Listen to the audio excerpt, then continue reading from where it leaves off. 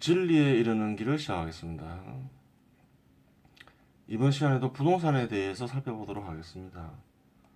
많은 사람들은 부동산 가격이나 임대료가 급등을 하면 시장 탓으로 많이 돌리죠.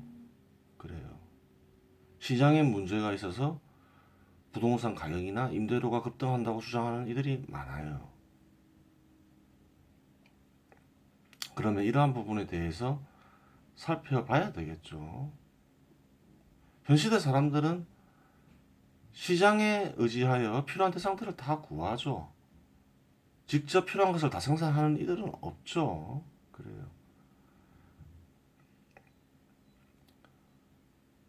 필요한 대상의 공급 원리의 핵심을 한번 살펴봐야 되겠죠. 필요한 대상에는 주로 어떤 게 있나요? 그 필요성이 증가하는 대상이라고 해야 되겠죠. 필요성이 증가하는 대상에는 새로운 상품과 부족한 상품이 있죠. 둘 다 필요성이 증가하는 거죠. 그래요. 새로운 상품이 공급되는 거나 부족한 상품이 공급되는 원리는 같아요. 그러한 상품의 가격이 상승을 하죠, 우선. 가격이 상승하면 어떻게 되나요? 그러한 상품을 생산하는 자본의 수익이 증가하거나 만약에 적자가 나고 있었다면 수익이 발생하게 되는 거죠. 그래요. 그러면 그러한 자본, 즉 자본은 현 시대의 기업으로 나타나죠. 표시되죠. 그러한 기업은 어떠한 일을 벌일까요? 수익을 더 많이 내기 위해서 상품 공급량을 증가시키죠. 당연한 말인 거죠. 그러면 수요량이 그대로일 경우 어떻게 되나요? 많은 상품이 공급되겠죠. 풍요를 누리게 되는 거예요. 그래요.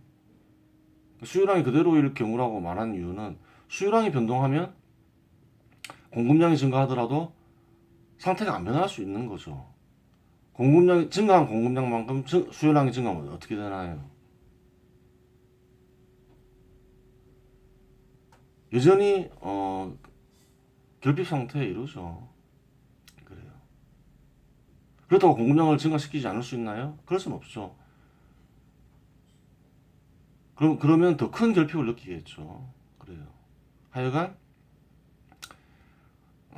상품 가격이 상승하면서 필요성이 증가하는 상품들이 시장에 공급되게 되는 거예요. 부동산, 뭐 특히 주택은 뭐 다를까요? 똑같다는 거예요. 같아요. 부족한 주택이 부족해지면 어떻게 되나요? 어떤 지역에 주택이 부족해지면 부족한 주택의 가격이 상승을 하겠죠.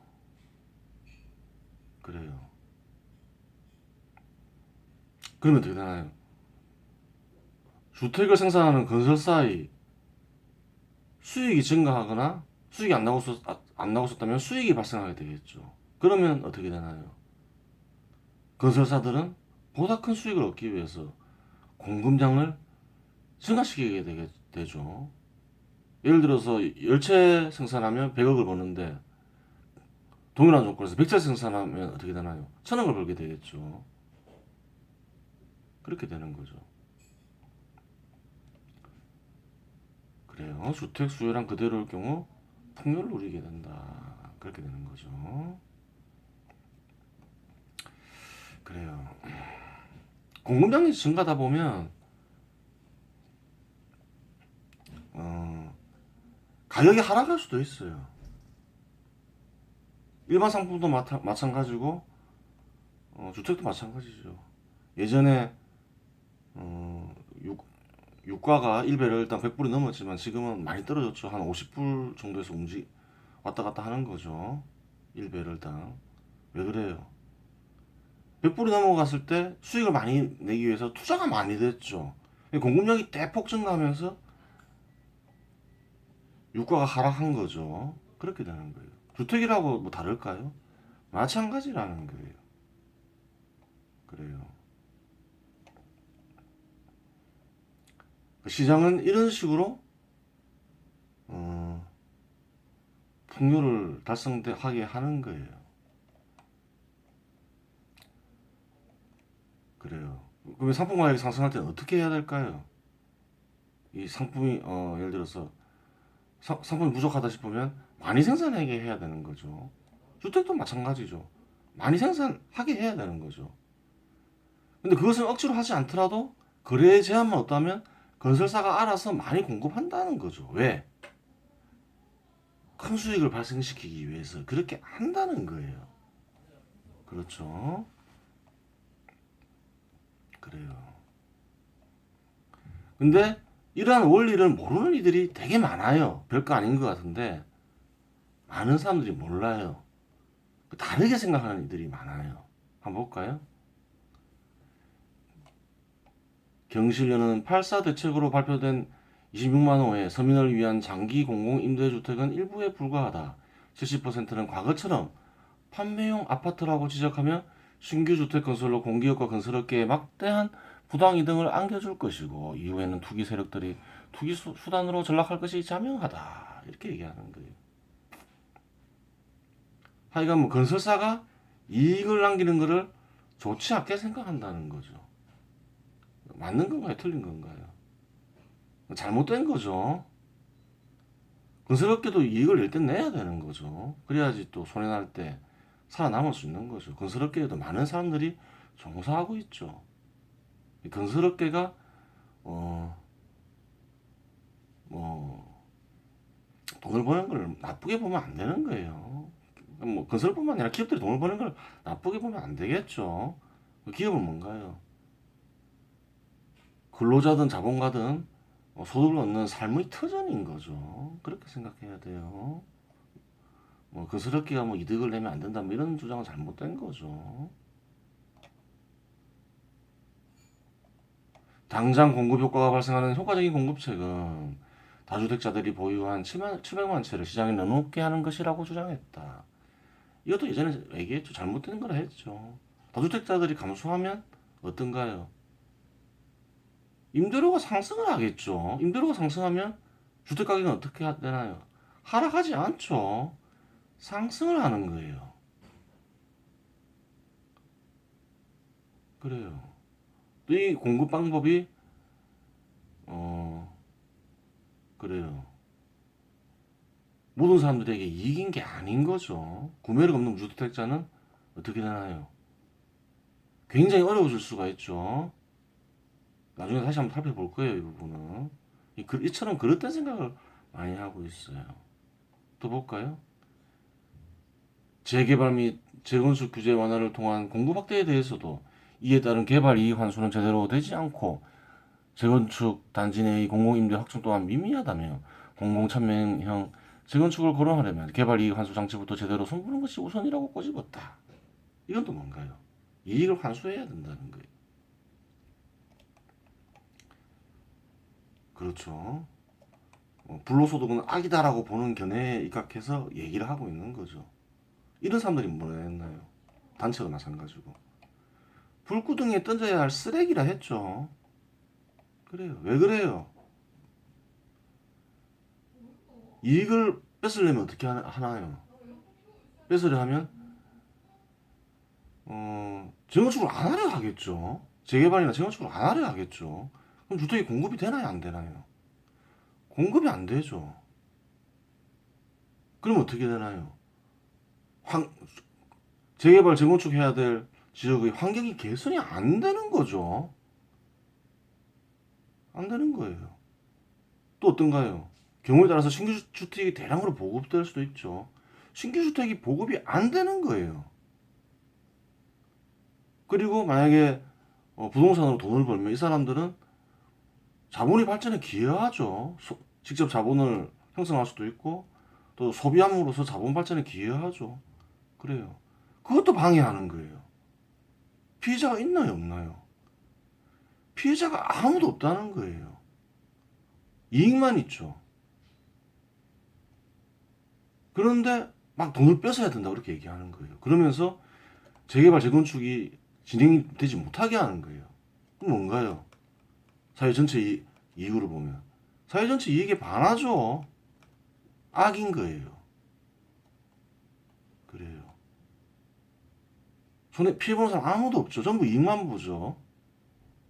근데 마치 어떤 그 큰 피해자가 있는 것처럼 이렇게 하면서 환경 개선도 방해하고 주택이 공급되는 것도 방해하고 있죠. 사회 악인 거죠. 그렇게 되는 거예요. 질투심과 증오심을 자극하고 있는 거죠. 그래요. 그래요. 시장이 풍요를 달성하게 올리는 이래요. 시장은 뭔가요? 교환으로서 풍요를 달성하기 위해 생성된 제도이죠. 그래요. 따로 설명하지는 않겠습니다. 풍요를 달성하기 위해서 인간들이 도입한 거예요. 자세한 내용을 알고 싶으면 여기 유튜브 주소로 들어가거나 아니면 유튜브에서 사회에서의 하늘나라 1 시장 치면 돼요. 입력하면 볼 수 있어요. 그렇죠. 홀로 생산한다면, 시장을 이용하지 않는다면 모든 걸 홀로 생산해야 되죠. 그러면 풍요를 누리기 어렵다는 거예요. 그래서 풍요를 누리기 위해서 시장을 도입한 거예요. 그런데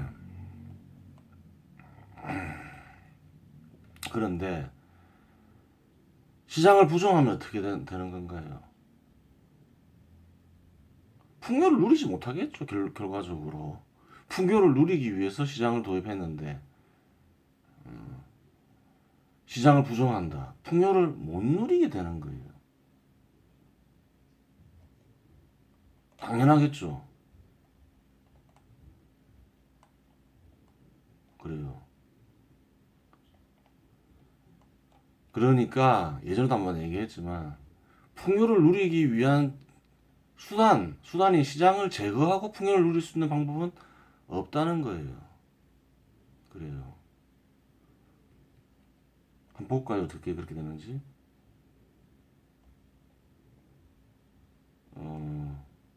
대충 좀 구체적으로 살펴봐야 되겠죠. 주택시장을 부정하는 이들은 어떤 견해를 통해서 주택시장을 부정하나요? 불로소득은 악이라면서 주택시장을 주택시장 거래를 제한해야 된다 그러죠. 그래요.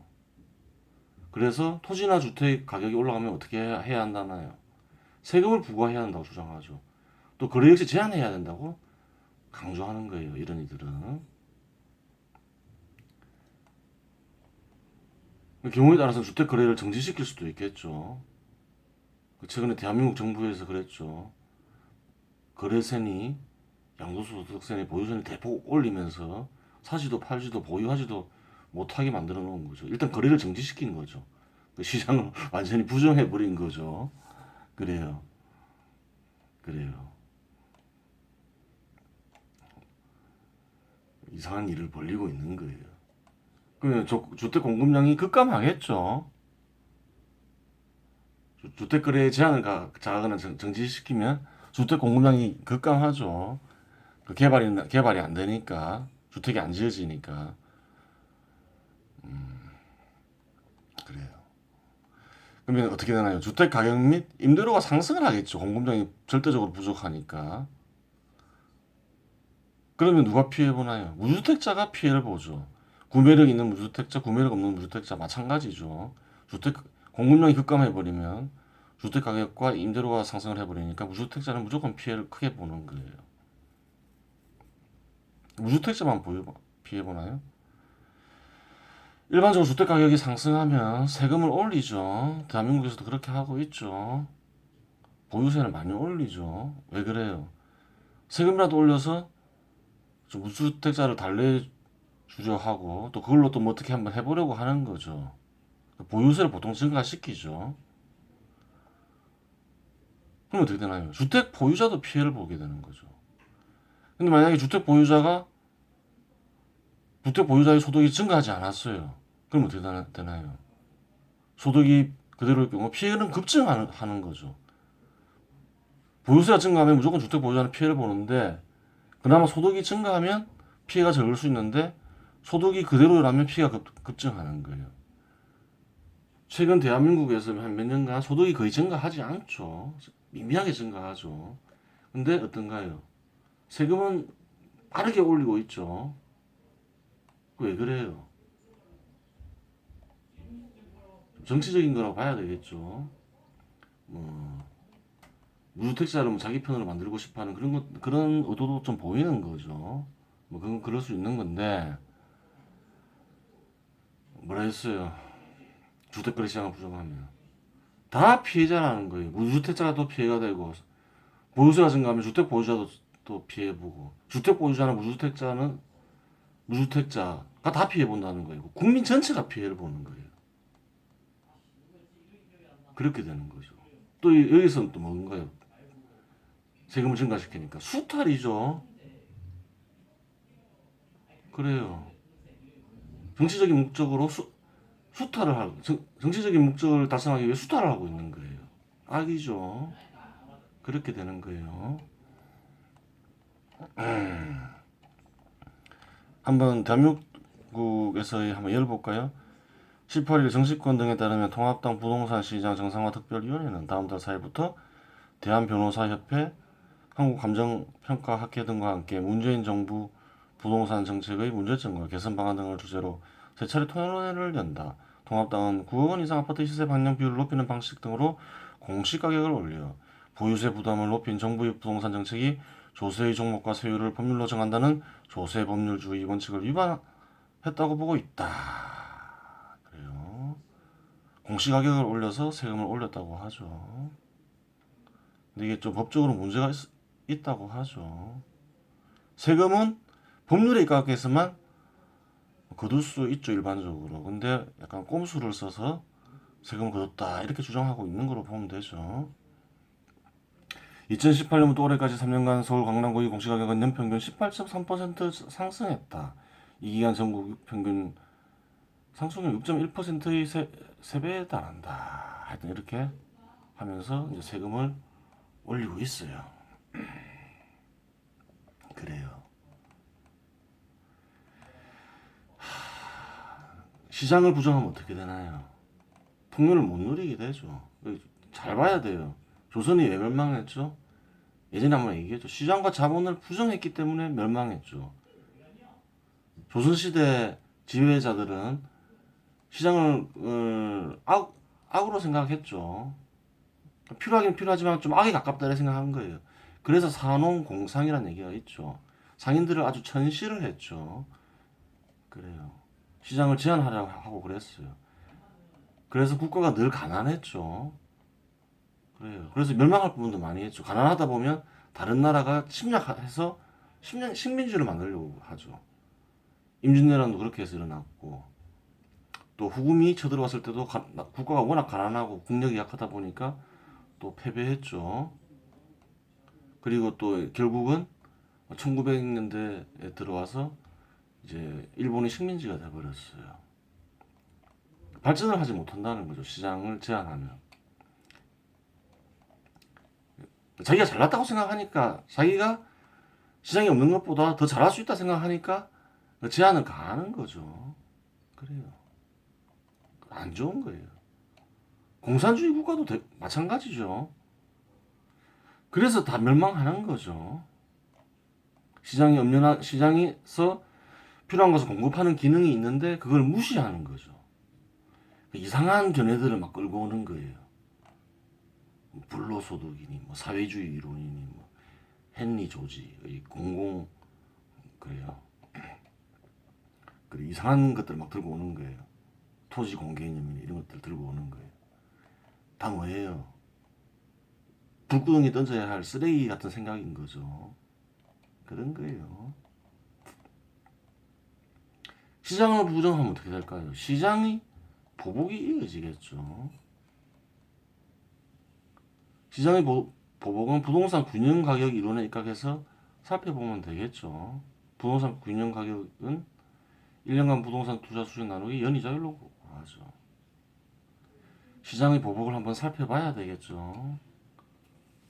그래야지 이상한 짓을 안 저지를 것이고 이상한 짓을 저질렀을 때 어떤 일이 벌어지는지 알 수 있겠죠.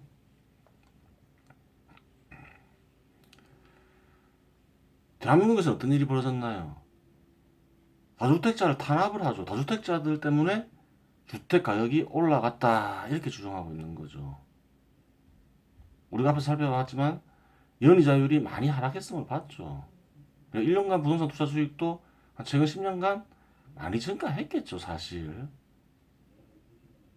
그래요. 하지만 그런 얘기는 잘 안 하죠. 왜? 이런 일들을 누가 일으켰나요? 정부가 일으켰으니까 얘기 안 하겠죠. 그래요. 정부가 뭐 제한을 가하든 뭐 부동산 거래를 제한을 가하든 아니면 뭐 중앙은행이 이자율을 낮췄든 다 그 정부 기관에서 저지른 거잖아요. 자기들 책임이라고 얘기는 안 하겠죠, 당연히. 누구 책임이라 하겠어요? 다주택자 책임이라고 많이 주장을 하고 있죠, 대한민국에서는. 대한민국 정부나 집권당은 그렇게 얘기를 하고 있는 거예요. 그래서 어떤 일을 벌이고 있나요? 다주택자들이 주택 매수를 못하게 하고 있죠. 그리고 또 판매를 강요하죠. 그리고 각종 세금을 부과하면서 수익 제한을 하고 있죠, 실제로. 만약에 이러한 결과가 계속 이어지면 어떻게 될까요? 임대주택이 감소를 하겠죠. 당연하죠. 그러면 임대주택이 감소하는 경우를 좀 구체적으로 살펴보도록 하겠습니다. 임대주택 900만 채 중 100만 채를 구매력 있는 무주택자에게 다주택자가 판매한다고 가정을 할게요. 그럼 어떻게 되나요? 임대주택은 800만 채가 되죠. 그럼 구매력 있는 무주택자가 100만 채 샀으니까 무주택자가 100만 명 감소할 것처럼 보이죠. 감소할까요? 신규 무주택자가 있다는 거예요. 만약에 신규 무주택자가 10만 명 증가하면 어떻게 되나요? 10만 채 공급량 부족이 발생하는 거죠. 공급량 810만 채, 수요량 810만 채가 돼버리는 거죠. 공급량 부족이 생겨버리는 거예요. 예를 들어서 900만 채가 900만 채에서 균형을 이루고 있다고 가정을 할게요. 무주택자에게 100만 채를 팔게 했는데 신규 무주택자가 10만 명이 증가를 했어요. 그러면 무주택자는 수는 감소했지만 균형 상태에서 불균형 상태에 이르러 버리는 거죠. 그럼 어떻게 되나요?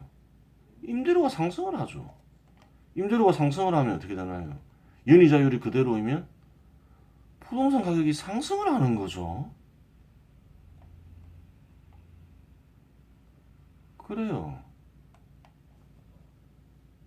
임대주택 수를 줄여서 무주택자에게 판매한다고 하여 쉽게 얘기해서 주택 가격이 안정되는 게 아니라는 거예요. 증명이 되는 거죠. 근데 예를 들어서 이럴 수도 있잖아요. 임대주택을 강제로 팔겠는데 무주택자에게만 판매한다는 보장이 없잖아요. 외국인에게 판매할 수도 있잖아요. 강제하다 보면 외국인에게 판매할 수도 있겠죠. 그래요. 이 경우는 따로 분석하지는 않겠습니다. 너무 복잡해지니까 그래요.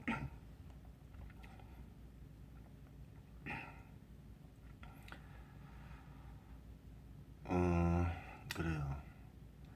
임대주택 수를 줄이는 건 어떤가요, 결론적으로? 부동산 가격 상승 요인이 되겠죠. 이런 식으로 이제 임대주택을 무주택자에게 판매하게 되면 어떻게 돼요? 부동산 가격을 상승시킬 수 있죠. 그럼 이 부동산 가격은 어떻게 되나요? 무주택자를 증가시키는 요인이 돼요. 왜 그런지를 봐야 돼요. 주택의 평균 가격이 5억 원에서 10억 원으로 상승했다고 가정을 할게요. 우선 이제 분석의 편대를 위해서 대출이 불가능하다고 가정할게요. 그럼 예전에는 구매력 있는 무주택자가 5억 원만 있으면 주택을 구매할 수가 있죠. 하지만 임대료를 상승시킴으로써 부동산 가격을 상승시켰어요. 그럼 어떻게 되나요? 만약에 10억으로 변했다면 무주택자가 5억 원의 화폐 보유로서는 구매력 있는 무주택자가 되지가 못해요. 구매력 있는 무주택자가 되려면 어떻게 해야 되나요? 10억의 화폐를 보유해야 되는 거예요. 그래요. 즉 이러한 정책은 어때요? 무주택자를 증가시키는 정책이라는 거죠. 왜? 구매력 있는 무주택자가 되기 위해서는 더 많은 돈을 벌어야 되기 때문에 그런 거죠. 그렇게 되는 거예요. 그래요. 자, 대한민국에서 어떤 일이 또 계속 일어나고 있나요? 강력한 부동산 대책을 8월 4일날 발표했음에도 불구하고 패닉 바이잉 현상은 끝이지 않고 있죠. 볼까요? TV조선에서 8월 18일 언급한 말이죠. 올해 1월 3,800여 건이던 서울의 다세대 연립주택 매매 건수는 5월까지 5천 건을 밑돌다 6월 17일 대책에 나온 6월부터 크게 증가해 지난달 7천 건을 돌파했습니다. 2008년 4월 이후 12년 만에 최대입니다. 서울 아파트 가격이 너무 오른데다 전세는 값도 치솟고 구하기도 어려워지자 상대적으로 싼 다세대와 연립주택을 일단 사고 보자는 패닉 바잉이 옮겨왔다는 분석입니다. 얼마 전에 아파트에서 패닉 바잉이 일어났죠. 묻지마 사자가 일어났죠. 지금 어떤가요? 다세대 연립주택도 막 사면서 가격이 올라간다는 거죠. 패닉 바잉이 일어났다는 거죠. 그래요. 그러면 주택 가격이 어떨까요? 하락할까요?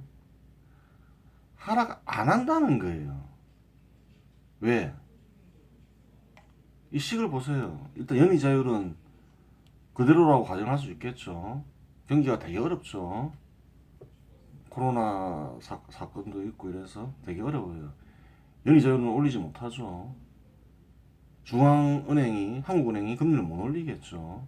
먹고 사는 게 더 중요하니까 이자를 올려가지고 뭐 기업들 부도나고 그렇죠.